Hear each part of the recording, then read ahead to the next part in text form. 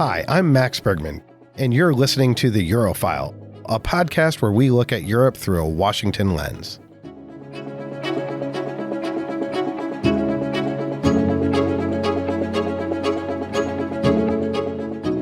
Hello and welcome back to The Eurofile. Before we dive into today's episodes, loyal listeners may notice that it's just me this week as my co-host Donetienne says goodbye. And therefore, our team needs help figuring out what is the next chapter of the Eurofile going to look like. And we want to hear from you what works, what doesn't, and what changes you'd like to see in the future. Please send us your thoughts and feedback by emailing erep@csis.org. That's erep@csis.org. And you can find us on social media or leave a review wherever you get your podcasts. Until leave a review wherever you get your podcast, we would love to hear your feedback on the show so we can make it as good as possible going forward. And we have a great episode today. For today's show, I'm thrilled to welcome our guest, author David Marsh. David is a leading voice on European economics, finance, and politics. He is the co-founder and chairman of the official Monetary and Financial Institutions Forum, OMFIF, a premier economic research group, and brings a wealth of experience on the economic state of Europe. David is also a former Europe editor at the Financial Times, and he's the author of 6 books, one of which is the main reason why we were so eager to have him on the show today. David's recent book, Can Europe Survive? The Story of a Continent in a Fractured World, which focuses on Europe's economy and the state of the euro as a reflection of the strength and resilience of Europe. Book is out from Yale University Press and draws on unpublished archives and interviews with over 150 figures to argue that Europe is facing its greatest test since World War II.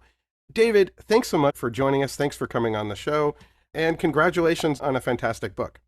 Well, many thanks, Max. It's great to be with you and also to share some perspectives with an Atlantic or transatlantic audience. Yes, we like to say that we offer a view of Europe through a Washington lens. And so, we really are excited to hear your perspective. Maybe you could start with the book's title is asking a question of can Europe survive? And after all the research and the 150 interviews and your wealth of experience, maybe you could answer the question. Do you think Europe will survive? How do you kind of assess the state of Europe now in this very uncertain place, especially when it comes to transatlantic relations? The book originally was going to be called something different, like The Wheels of Fire or The Wheels of Combat or The Wheels of Policy, based on the whole idea of these concentric circles, which is the way I see Europe developing. But then Yale University Press, unlike many of the esteemed editors that I've got to know at Yale University Press over the years, they came up with actually quite a jazzy title, with quite an attractive title, Can Europe Survive? ? Which of course is all down to President Macron, who made his famous second Sorbonne speech in 2024, saying that Europe was mortal and could succumb. So you can blame the title on President Macron. Of course, Europe will survive as a land mass. I don't think we're going to have a nuclear war which just blows it off the face of the earth. So the more prescient question really is, will it prosper? That would have been maybe a less attractive title.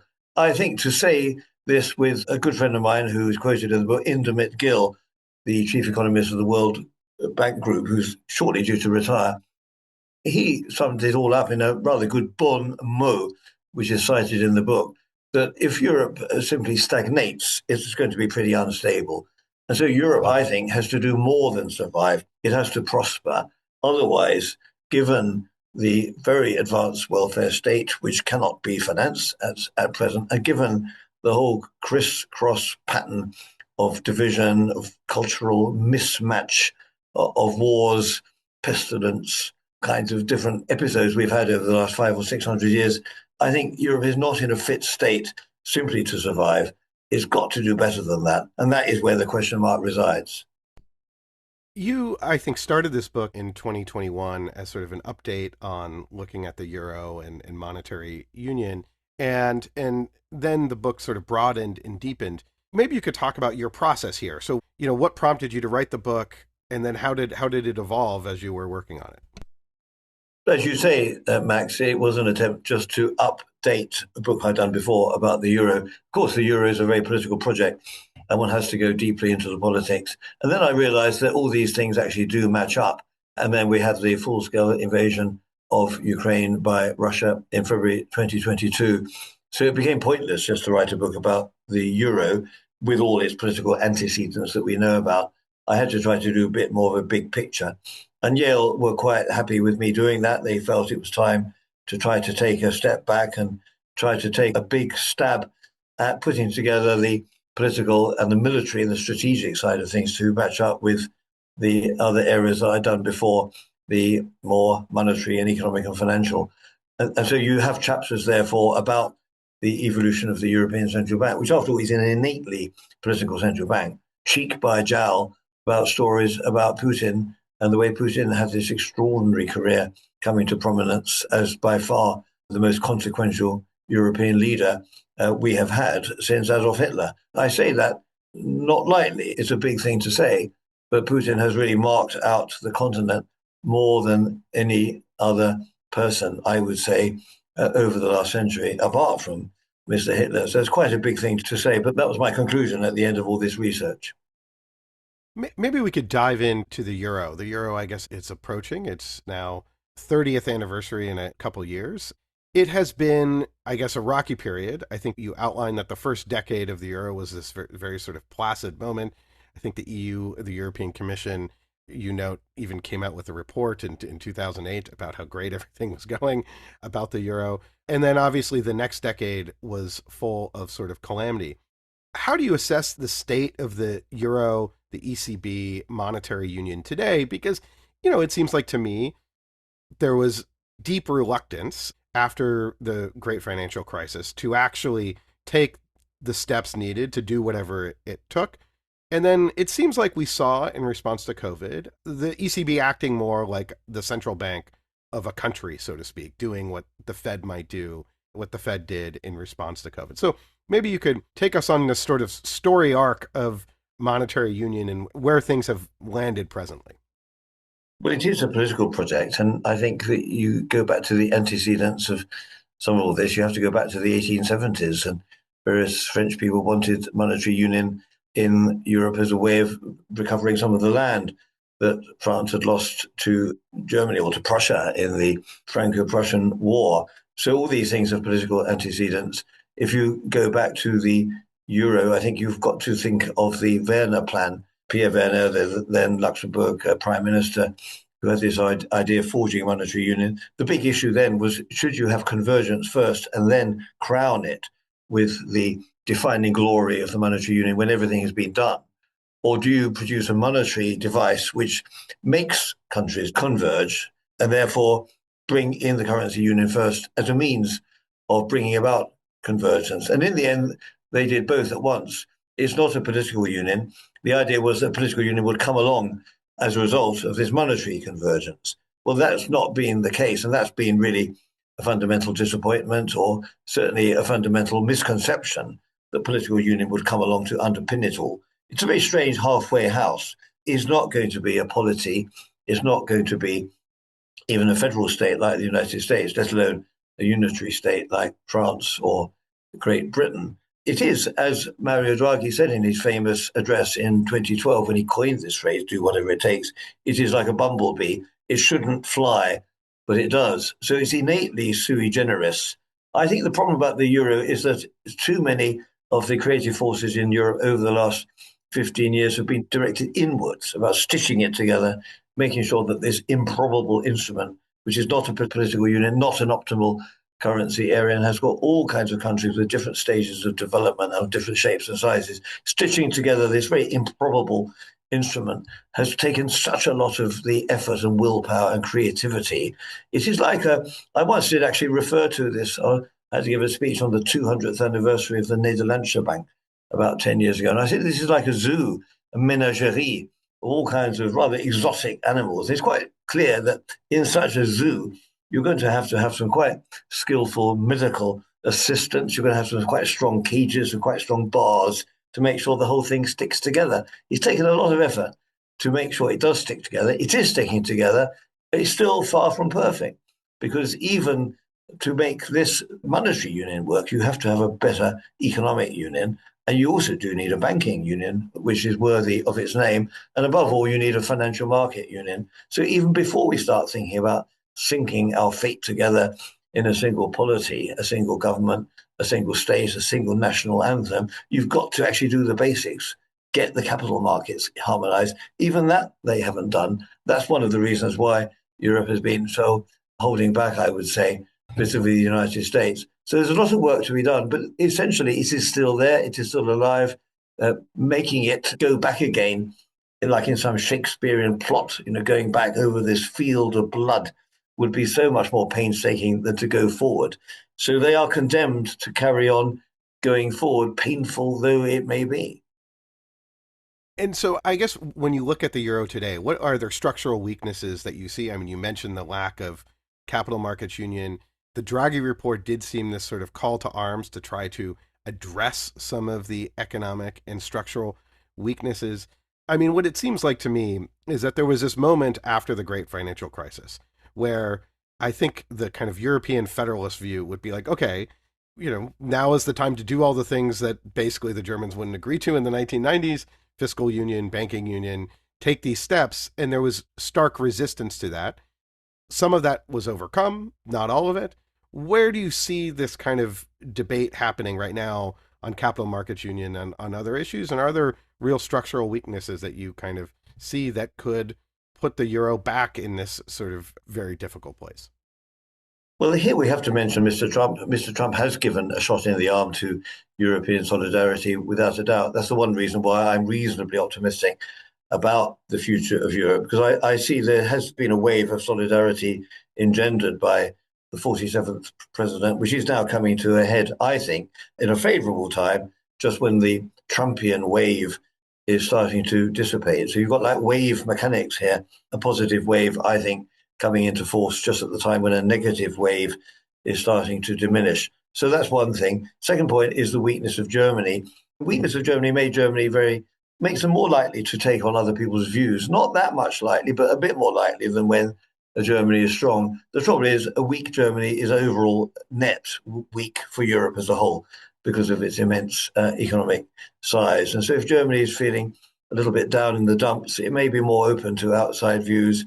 Mrs. Merkel did agree to some kind of universal European borrowing, even though she had earlier said it would be over her dead body. She still is alive. We have had some semblance of unified European debt issuance, not enough. So we have had some movement forward by the Germans, despite everything else. The third point is that I think you can do a lot with that old Jacques Delors formula of variable geometry. So I'd quite like them to bring about a capital market framework, not a union, a framework where you'd get the coalition of the willing, use that overdone phrase, the Germans, some of the satellite countries of Germany, if I may use that expression, like the Benelux, like some countries like the Czech Republic, which is not in the euro at the moment, maybe some of the Nordic countries, maybe Britain, and forge a capital market framework with, say, 8 or 9 countries, some within the European Union, some within EMU, some outside both.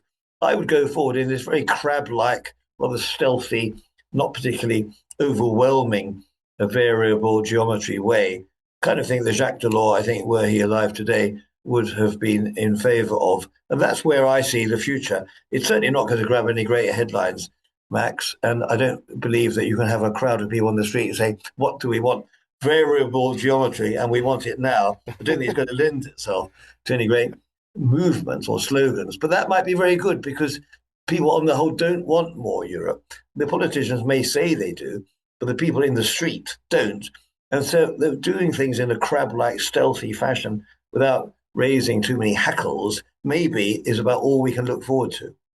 And Jacques Delors, the former European Commission president, went toe to toe with Margaret Thatcher. They agreed on the Single European Act, launched Europe forward, but was a key player in the Maastricht Treaty and the architect of one of the architects of the euro. Variable geometry, I think it's a very interesting concept. I mean, this is sort of how Europe pushed forward with Schengen, the Schengen Agreement, which then did not involve the UK, but involved the Benelux and France and Germany, and then grew from there. And that was an agreement to eliminate internal borders. Is that the kind of model or concept that you see And you think that should be applied in other areas? And I guess the one concern I have is that one of the critiques that outsiders have of the EU, and I think many inside of Europe, is that it's so complicated, right? You have Norway and Switzerland in Schengen, but Ireland isn't. It's all, when it starts to get in a more variegated geometry, as you put it, is that adding to the kind of complexity, the confusion around Europe? How would you assess that? You're certainly right, Max. It is adding to this patchwork quilt like state of Europe. But I don't see there's any other alternative. The whole idea of Jean Monnet that you would need a real crisis to pull the Europeans together and to make them do something in a much more big bang fashion. As you rightly said, some people did think after 2008, Tommaso Padoa-Schioppa, for example, the man who was the Italian central banker who became part of the first European Central Bank Executive Board, he felt, let's have a really nice crisis that will drive everybody together. I don't think that's going to happen because all these countries are quite wealthy. They've got a lot to lose as well as a lot to gain. The Germans have got quite high incomes, but their savings on the whole are not that high, not as high as in Italy. So there's this feeling of bruised feelings and lack of trust. I think you can put countries together in a union if they feel that they're all going to gain something. And if they're all relatively poor, it's probably easier to do this than if they're all relatively rich, but rich in different ways. I think Europe has, if you'd done this in 1948, let's say, it would have been somewhat easier. And I suppose that's why the Treaty of Rome did come about and how Germany and France did sink their age-old differences because they were both on the receiving end in different ways of a very disastrous war. I think it's much more difficult actually now after 80 years of peace when Europe has grown very rich. And of course, Trump is absolutely right. They are so rich and therefore they can pay more for their own defense. I think there has been now, to be a bit more positive, there has been coming together to answer one of your questions on the variable geometry. You do see countries like Finland, the Netherlands, and Britain coming together in defense procurement efforts, for example, with Britain outside the European Union, with Mr. Trump and Greenland when he threw down the gauntlet over Greenland. I thought you had coming together 8 states, which for me do sum up some principles of variable geometry. You had the Germans, the French, the Finns, and the Netherlands within monetary union and within the European Union. You had Denmark and Sweden, very stout countries, quite solvent countries, which is one of the reasons they're not in monetary union. They are in the EU. And then you had the British and the Norwegians, again, both stout, resilient countries in neither EU nor EMU. Those 8 countries, for me, do form a bedrock of a kind of variable geometry framework, not just in defense, but in other areas. You're right, it is complicated, it is patchwork. Some of this, I think, will be institutionalized. That's going to be the interesting thing.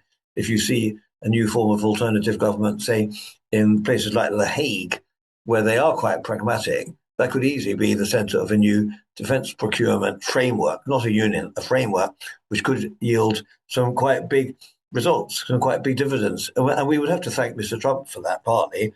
Mr. Trump, I think, may not get the Légion d'honneur before he gets his FIFA World Football Prize, but he probably should be given some kind of Charlemagne Prize.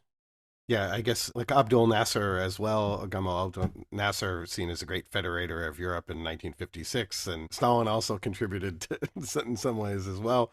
We're at the 10-year anniversary of Brexit. There's been a lot of analysis about what leaving the European Union has meant for the UK. I'm curious if you could maybe talk about how you see the impact of Brexit on the European Union. What did it mean for Europe? Was this sort of a shock wake-up call?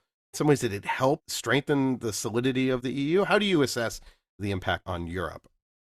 At the time, I did think that it would cause more people within Europe to say, like the Brits, that they wanted to leave. I thought that you might see some of the forces tearing Europe apart, or at least making it less cohesive. In fact, for a couple of reasons, that has not happened. One is because the Brits made such a poor job of this, an appalling mess. Neither the people who called the referendum and thought they would win it by staying in, Cameron and his team, nor the people who did win it, Boris Johnson, who went on to become a rather clown-like Prime Minister, has now gone back to his old profession of writing columns, which he's far better at. Neither of those teams thought that that result would go that way. Neither was prepared. That's why the British story in the 5 years after the referendum, when Britain did eventually leave in 2020, it was after a most painful set of circumstances. And so, partly because of that, and partly because of COVID, you did have a certain drawing together, which was not what I originally thought was going to happen. I think overall for Europe, it's been negative because Britain's diminution, Britain's departure has diminished the weight of Europe in the world. It's diminished Britain and it's diminished the Europeans. It has been a help to Mr. Putin, I would say, because a divided Europe is an easier Europe for him to try to subdivide and to try to exert some influence over. In terms of what's happened to the British economy has been muddling along, not doing too badly compared with the rest of Europe. So it's foolish to say that Britain has had an absolute huge negative loss as a result of the leaving of the European Union in relation to what has happened to Germany and France, because the big loser in the last 15 years has been Germany.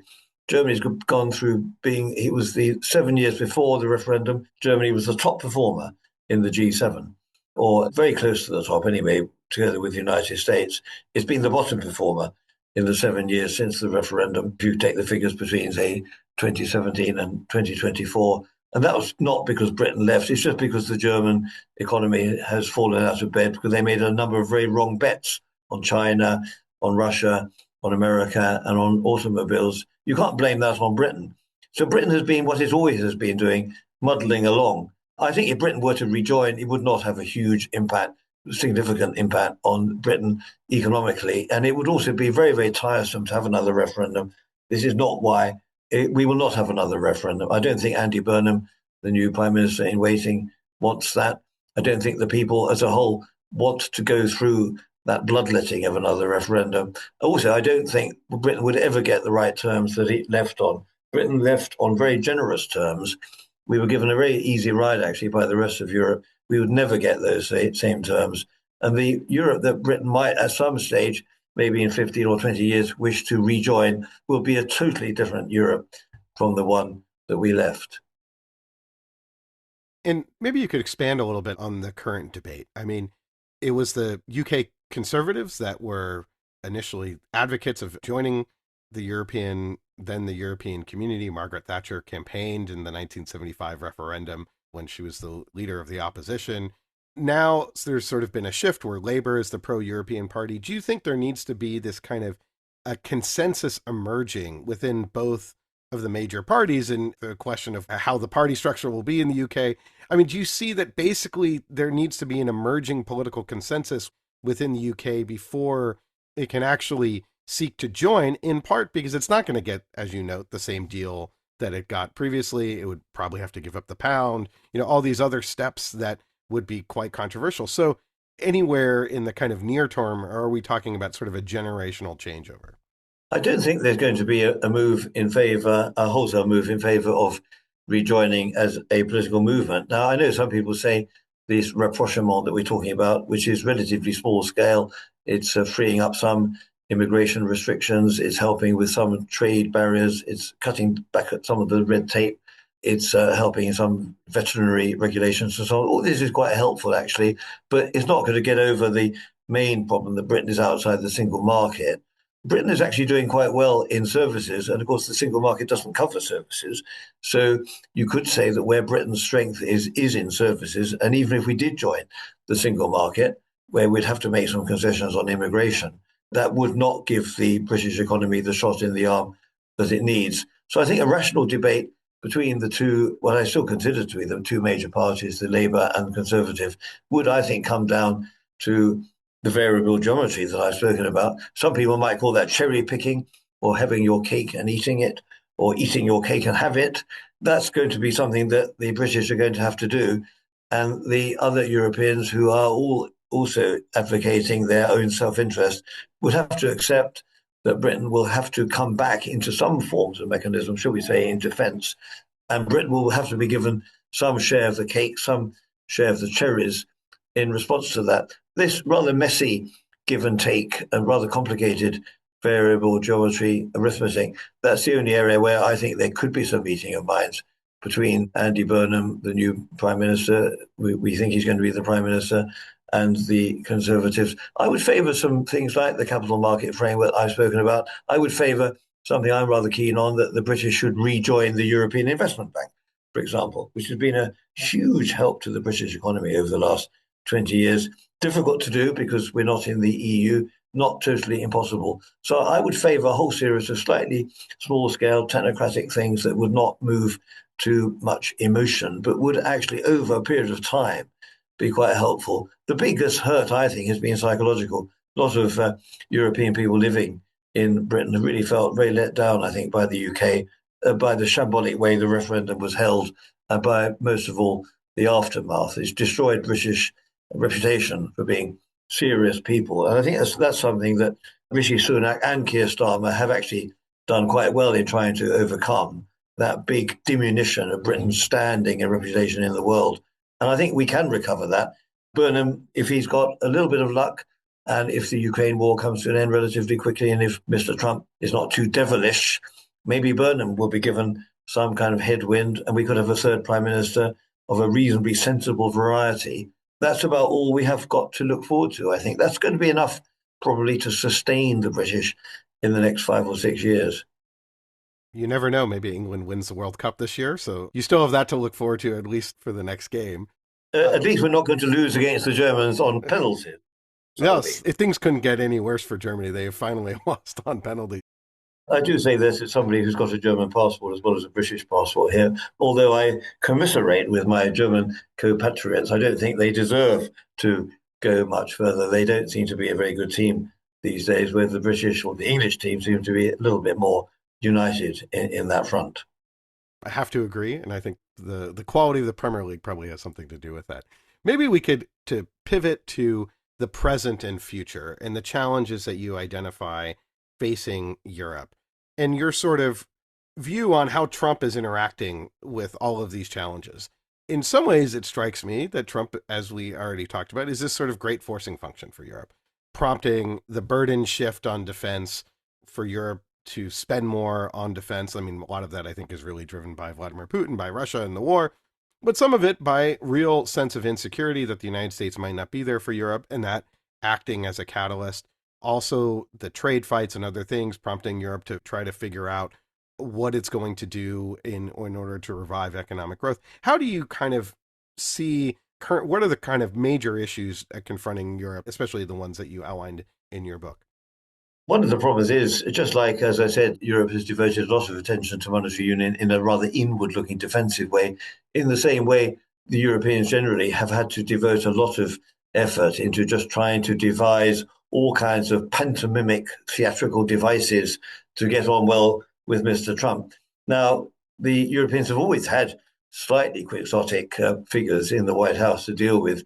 You've had very few people in the White House who've been, quotes, normal, end quotes, in any European sense of the term. You've always had rather oddballs, I would say, in the White House over many decades. They're just American, I think. That's why we're looking at it. But nobody quite as odd as Mr. Trump. And therefore, they've all had to devise different ways of getting on Mr. Merz from Germany, for example, by developing some theme about their joint German ancestry. Mr. Starmer by bringing up the royal family on every occasion and delivering letters from the king. Mr. Macron by inviting him to various richly ordained Bastille Day military parades and things like that. So I think that's been a negative in lots of ways. You remember when Macmillan met John Kennedy, they just used to sit for a couple of hours sipping brandies, discussing the world, how the British would be Athens to America's Rome. We must long for those days of yore where things were a bit more simple. But you're right, Trump has been a shot in the arm in lots of ways. It's quite clear that Britain and the other countries will have to do more about tackling the welfare state. That's going to have to be one major effort. Mr. Starmer failed to do that in the same way as Mr. Merz, and Mr. Macron have failed to do it. Because of the overriding nature of debt in all our economies, there's going to have to be some cutback of the over-advanced social state. and whether the countries in this democratic world that we have are going to have enough power and enough electoral sympathy to get through those big crisis moments of refashioning the welfare state. That's going to be, for me, the number one question. Number two question, I would say, is China. Standing up to China, I think the Chinese danger hollowing out industry, particularly in Germany, is a far bigger peril than the transatlantic perturbations that we've been talking about. I think this is really existential. If you look at what's happening to Volkswagen, getting rid of 100,000 workers this year, with the AfD really preying on the insecurity, the AfD being the far right, rather corrupt and rather neo-Nazi far right party in Germany, looking at the moment like an electoral winner. This is partly down to China, I would say, because of the Chinese rapacious assault on some of the industries which form the heartland of German industry. The third issue, I would simply say, is trying to make sure that the very good level of values, to use that overused term that we have in Europe as a whole, it is the freedom of speech, the freedom of law, the issues to do with democracy, educational system, relatively good healthcare, etc., that these are forged together in a modernistic way, making use of all the tools of AI and the modern computing and things like that, where Europe has been rather left behind. We're going to have to learn to use AI technologies that maybe the Americans have invented and be more creative about teaming up with American firms in this way. I would like the big hyperscalers of the Silicon Valley to be better at developing next generation models, maybe together with some young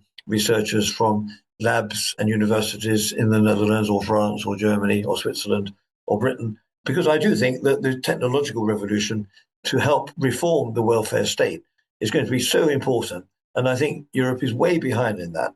So I'm not going to be totally devoid of any hope, but it does, I think, result in us having to use the AI advances that you Americans have made. If the Americans are sensible, they will share some of that with us in everybody's interest, and they'll make Europe a more modern, a more efficient, a more resilient set of states than it has been in the last 30 years.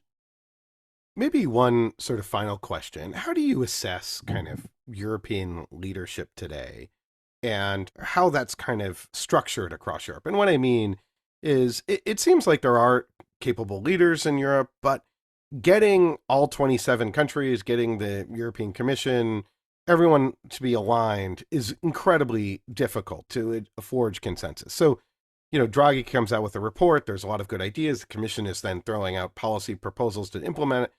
But then to get all the countries to sort of line up is a slog. And so is this a problem of Europe just sort of not pursuing the right ideas, or is it just structurally incredibly hard for Europe to move, or both? How do you kind of assess the kind of leadership landscape in Europe? The leaders that we have are a product of the fragmentation that we have. And this fragmentation that we have is partly a product of these so-called values that we do value self-sufficiency and people speaking up for what they believe is right. And we have a very practicing, functioning democratic system. I mean, that's why Germany is incredibly fragmented amongst the states. Every single state has got a different kind of coalition running it. And that's just within Germany. And then you look at Europe as a whole, it is like the Holy Roman Empire squared somehow, the complexity of it and the fragmentation thereof, which is probably going to get more fragmented as we go along. And therefore, you would need absolute super being or a downright dictator, which we certainly don't want, to run this patchwork quilt. And therefore, I don't think you can blame the leaders too much. They are a product of this fragmentation. And in a way, it's no surprise that Britain has had these 6 prime ministers, now getting towards the 7th in the 10 years since we had the referendum. Because Britain itself, a famously unitary state, which is not supposed to have too much fragmentation, not supposed to have very fragmented political system, even when Mr. Starmer has got a majority in the House of Commons of 170 Labour seats. His own party is so fragmented that he cannot get his act together in areas like welfare reform. So I don't want to blame these politicians too much. They are a product of the system from which they have stemmed. And frankly, I'd rather have this cacophony that we have, as you say, meeting in Brussels, and all these well-meaning people agreeing on overall precepts, but not able to agree on the implementation. I'd rather have that than a lot of people kowtowing to some supreme leader, or a lot of technologists turning up at a president's ceremony, just bowing and scraping to the man who they consider is going to be their leader for the next 4 years. I'd rather have this display of pluralism, ineffective, messy though it may be, than too much bowing down to the king. So I think we're talking about an ugly contest where we're not talking about beauty here. We're talking about which set of political frameworks is the less ugly. And I would probably say that the British and the Europeans together are reasonably ugly, but not as ugly as other systems that you might want to envisage. I lied. I'm going to ask one more question. How do you envision the future of transatlantic relations over the next few years under the Trump administration? Europe seems like spent 2025 really bending the knee, doing a lot of things you were discussing. Do you think we're going to see a more confrontational approach from Brussels, from other European leaders? I think Brussels will become more confrontational. I think they'll become a bit more Gaullist. But I think that this will come about at a time when the American climate will become somewhat more considerate. I'm not sure whether it'll become milder, because if there are some midterm reverses for Mr. Trump, he's going to face some pretty strong headwinds in the House of Representatives and in the Senate. He's going to be very much embroiled by all that. The mood will remain ugly. But I do think we will head for a leadership in America, which will still be America first in lots of ways under either Republicans or Democrats, but will be somewhat more respectful, somewhat more considerate, somewhat wiser, somewhat more mindful of history, and somewhat more aware of what America's interest is. America's interest is not in cutting Europe loose. America's interest lies in a commonwealth, I would say, with the transatlantic cousins and forebears of the American people. I don't think we're going to see a rupture or a complete breakdown. I think we're undergoing a great upheaval, but it may, in the end, turn out to be the best, because some of the lessons that Mr. Trump, albeit in somewhat uncouth language, has dealt out to the Europeans were lessons that should have been learnt some years ago.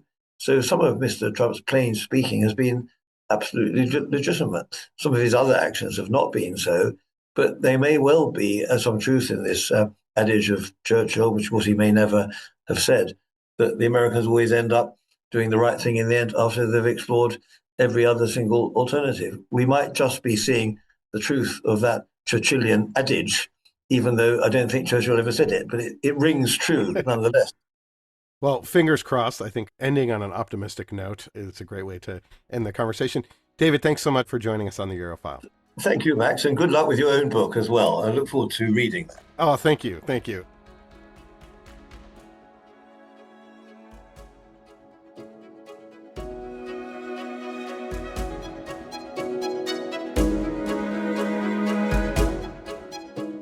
That's it for today's episode. As always, if you enjoyed the show, please subscribe and leave us a review wherever you get your podcasts. You may also be interested in our sister podcast, Russian Roulette, which covers the latest on Vladimir Putin's Russia and the ongoing war in Ukraine. Our thanks to our producers Shannon Young, Otto Svensson, and Lexi Linnefelter for coordinating and researching this episode. We'll be back soon with another assessment of Europe through a Washington lens. Until next time.